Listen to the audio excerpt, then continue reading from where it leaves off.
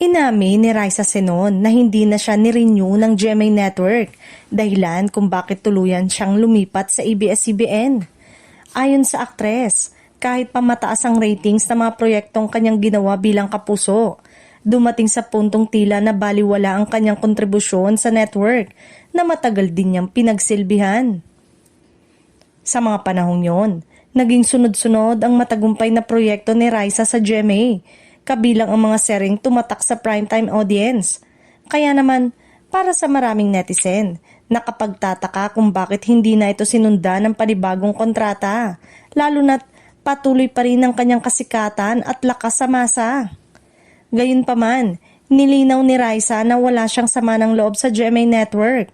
Ayon sa kanya, tinanggap niya ang nangyari bilang bahagi ng natural na takbo ng showbiz, kung saan may mga pagkakataong nagbabago ang direksyon ng karera ng isang artista at hindi dahil sa kakulangan, kundi dahil sa desisyon ng pamunuan at pangangailangan ng network. Dagdag pa ng aktres, mas pinili niyang mag-focus sa bagong oportunidad na ibinigay sa kanya ng ABS-CBN kaysa magkimkim ng sama ng loob. Para sa kanya, mas mahalagang magpatuloy, magtrabaho at patunayan ng sarili sa bagong yugto ng kanyang karir kaysa balikan pa ang mga nangyari sa nakaraan. Sa paglipat niya sa Kapamilya Network, unti-unti ring napatunayan ni Raisa na tama ang kanyang desisyon, lalo na at ngayon at freelance na siya at malaya kung saan siya magkakaroon ng proyekto, kung saan mabibigyan siya ng proyekto.